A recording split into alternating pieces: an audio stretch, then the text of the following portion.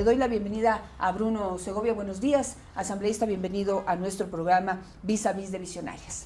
Muy buenos días, gracias por la invitación, estamos a la orden. Bueno, cuénteme por favor un poco en qué sentido está enfocado el informe que ha sido aprobado ayer por la Comisión de Fiscalización y ya hay una aceptación general en la Asamblea Nacional. Sí, el día de ayer se presentó un informe, obviamente hubo algunos contratiempos de quienes no quieren que se investigue y se sancione irregularidades, pero el informe se aprobó, como usted decía, un perjuicio probado de 4.700 millones de dólares por el canje de la deuda. Como el país conoce, se pide dinero a China y se paga con petróleo, con un diferencial de cada barril de 3.60 dólares. Suma 4.700 el perjuicio. Hay informes de Contraloría, investigaciones de los Estados Unidos que confirman lo que estamos investigando y la documentación que se presentó. Compañero presidente de la comisión fue claro en demostrar cada una de las situaciones y la forma como se dio, y la votación lo aprobamos con el voto dirimente de Fernando Villavicencio. Quisiera entrar un poquito en los detalles de este caso para que nuestros seguidores puedan entender la dimensión de este problema. Tenemos un saldo de la deuda con China y Tailandia de 3.200 millones de dólares y para pagar esa cifra se requiere máximo 60 millones de barriles de petróleo.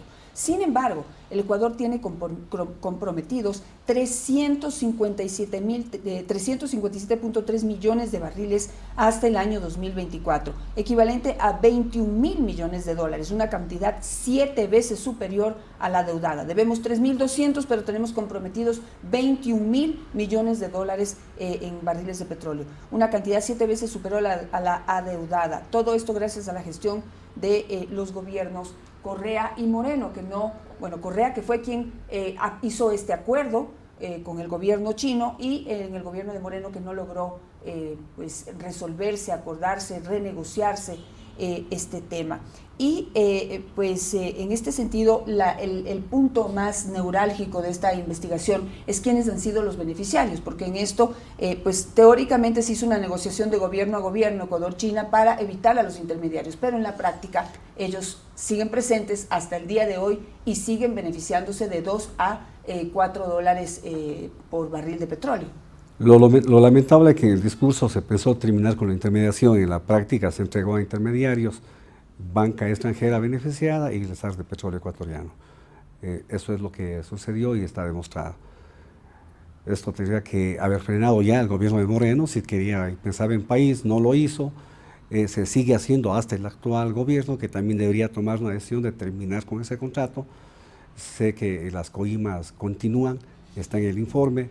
Se molestaron porque pedimos incluso que se investigue no solo al gobierno de Correa de Moreno y responsables también de este gobierno que continúan con este contrato, por decirlo menos, pernicioso para el país. Las cifras que usted da son alarmantes, en verdad, son reales, pero no hacemos nada.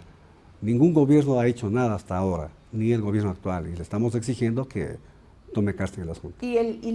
Las acciones son urgentes, porque si ustedes hacen cálculos, más o menos producimos unos 500.000 barriles diarios de petróleo. Eso quiere decir que en intermediación, si lo ponemos por los 4 dólares, que es lo que se estarían ganando, o de 2 a 4 dólares, pero calculando en 4 dólares, sería 2 millones de dólares diarios que se llevan los intermediarios y se lo reparten entre muy pocas personas. Se ha dicho muchas veces y se ha lanzado ya el nombre de que uno de los mayores beneficiarios es este señor Enrique Cadena. Lo dijo el mismo presidente de la República en una entrevista que yo pude realizarle en estas invitaciones que hace al Palacio de Gobierno, y él, aunque no lo dijo de frente, dijo que hay que cortar las cadenas. Pero usted manifiesta que este gobierno tampoco lo ha hecho, pero hubo un viaje a China justamente para renegociar este contrato, y de lo que se informó, por lo menos hay conciencia del gobierno chino en el sentido de que ha sido una pésima negociación en donde se ha perjudicado al Ecuador y se ha beneficiado a unos cuantos funcionarios públicos y privados. Bueno, yo pregunto, ¿de qué me sirve el viaje del señor presidente cuando luego él en una entrevista con el señor Carlos Vera dice que es de acuerdo entre privados, repitiendo el discurso del señor Correa, en el que no tiene nada que ver el gobierno de China y que solamente el perjuicio es por el flete? Porque supuestamente el contrato se hace con flete a China, pero va al Perú. Fernando Villavicencio le dice, cuente la verdad, es en el diferencial, no solamente en eso. Entonces parece que hay un acuerdo, no quiere romper los entendimientos que están teniendo ahora con el gobierno chino, y entonces el discurso es: el gobierno no tiene nada que ver, a pesar que participa el banco chino, entidades estatales chinas participan y también entidades estatales del Ecuador.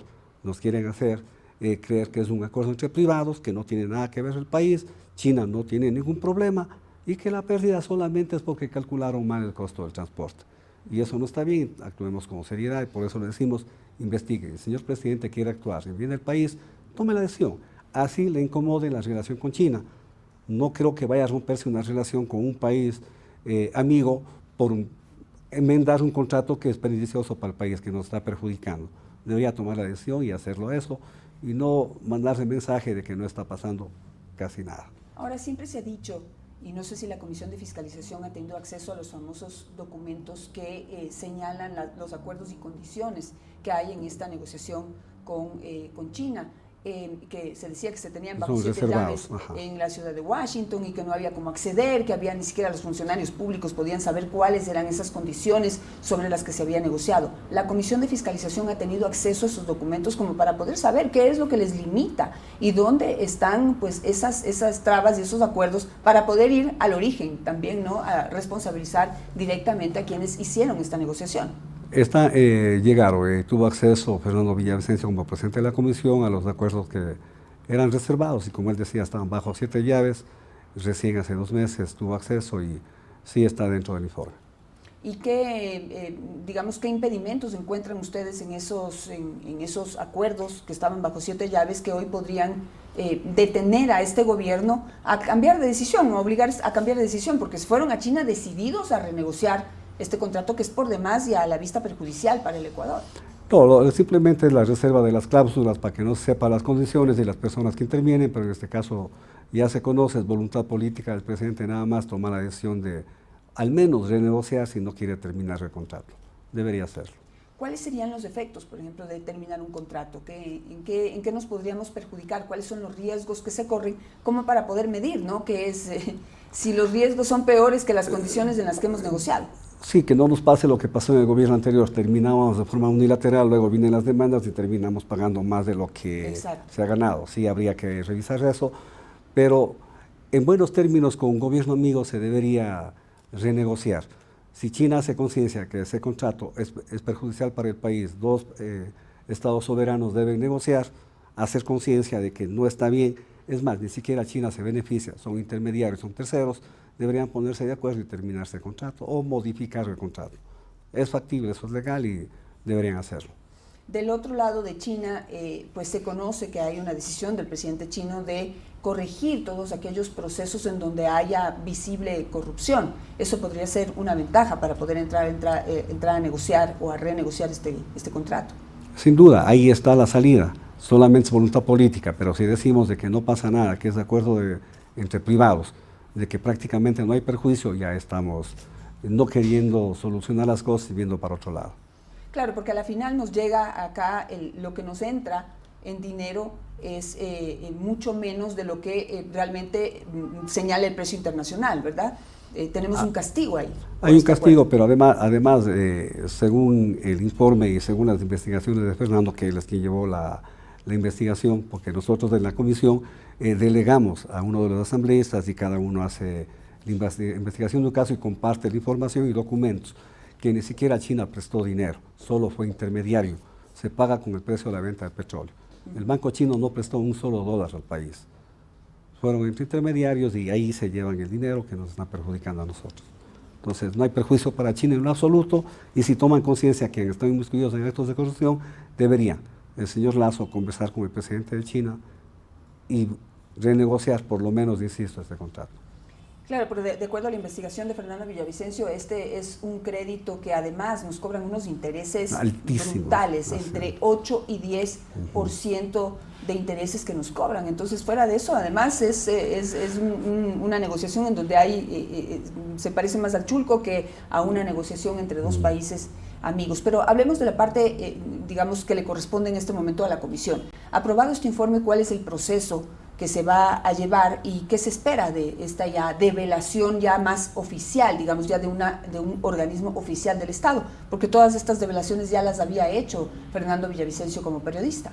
Sí, pero hay información que no constaba, estaban reservadas y eso está yendo ya a Fiscalía para que no duerma el sueño de los justos. Pues, han algunos años en investigación, pero no adelantado. Ojalá que con esto esperamos que la señora fiscal active el proceso legal, inicie instrucción en contra de los responsables y lleguemos a una sanción, porque hasta el momento solamente indagación y quedó allí. Hay otros elementos, hay otros responsables que deben ser no solo investigados, sino vinculados en un proceso penal y llegar a una sanción en el evento de que tengan responsabilidades, que creemos que es así. ¿En el informe de la comisión hay una lista de responsables? Sí, hay una lista, entre ellos de que usted refería, algunos funcionarios públicos. Está en indagación, es reservada, se va a presentar para que la señora fiscal haga uso de esa información. Esperemos de que al fin, la justicia en el Ecuador brille, no solamente sea en Estados Unidos, se investigue en otros países, no en el Ecuador lastimosamente. Es la tónica ya repetida de siempre. Primero se investiga en otros lados, en el Ecuador no se investiga. Ya cuando están investigando hay culpables, recién se activa la justicia ecuatoriana. En ese sentido la señora fiscal nos está debiendo. Ha hecho cosas importantes, entiendo, pero en algunas demora mucho. Tendría que poner más agilidad en las investigaciones. No sé si usted conozca esto, tal vez hay que preguntarle a alguien más especializado, pero tal vez lo discutieron dentro de la Comisión de Fiscalización. El señor Enrique Cadena, que lo digo así con nombre y apellido porque se lo ha visibilizado como el mayor beneficiario de la intervención petrolera ecuatoriana, él reside en los Estados Unidos y estamos viendo que la justicia norteamericana está reaccionando contra los extranjeros que están en su país y que están vinculados a casos de corrupción en otros países, porque el dinero que ingresan a su país es producto justamente de estos casos de corrupción y ellos están luchando contra eso. Este podría ser un caso, es decir, a raíz de, por ejemplo, el informe de la Comisión de Fiscalización, la solicitud a la Fiscalía General del Estado, y no sé si es que en algún momento la misma comisión o el mismo Fernando puede entregar esta información a la Fiscalía en Estados Unidos, podría activar un caso en contra del señor Cadena. Esperemos, la recomendación es que enviemos a los Estados Unidos a la justicia americana para que se procese también. Qué bueno que Estados Unidos esté actuando así porque han de ser el paraíso de los corruptos. Saqueaban el país y veamos quiénes están allá. El señor Serrano sigue tranquilamente andando en las calles en Miami. Recién el señor Polis es detenido. Después de todo un proceso que hubo, se demostró que hay corrupción y era el refugio de ellos. Pero qué bueno que se active y la comisión recomienda también que el informe sea enviado para allá. Así como hicimos en el caso de Al-Estad, que fuimos a dejar en la Fiscalía de Colombia también y en el Senado de Colombia. Así es, veamos entonces qué sucede. Le agradezco muchísimo por venir hasta acá, hasta Visionarios, para poder exponernos estas implicaciones que va a tener este informe de la Comisión de Fiscalización. El proceso dentro de la Asamblea, ¿hay un proceso todavía pendiente o ya terminado el informe en la Comisión va directo a la Fiscalía? No, está terminado el informe, este no es un juicio político. Cuando es juicio político va al Pleno de la Asamblea. Este es un informe, se aprobó y las recomendaciones, entre otras, Fiscalía de Ecuador, Fiscalía del Perú y Fiscalía de Estados Unidos. ¿Y se esperaría que haya algún proceso de tipo político en contra de los responsables o en contra, por ejemplo, de las actuales autoridades que no estarían gestionando o haciendo los trámites necesarios para terminar con esta negociación? Debería hacerlo, pero nosotros no podemos iniciar procesos políticos. En la Comisión de Fiscalización no está prohibido según la Ley Orgánica de la Función Legislativa. Nosotros somos una especie de jueces de sustanciación, no podemos iniciar juicios políticos. Claro, espero que otros colegas lo hagan. ¿A la comisión? Espero que otros colegas que conocen les vamos a entregar, ojalá que ellos hagan los procesos políticos para sancionarles también a quienes estén involucrados en este tipo de negocios. Veamos qué es lo que sucede. Gracias, asambleísta Byron Segovia, asambleísta independiente, miembro de la Comisión de Fiscalización, hablando de lo que se llama el mayor atraco a nuestro país en la historia del Ecuador.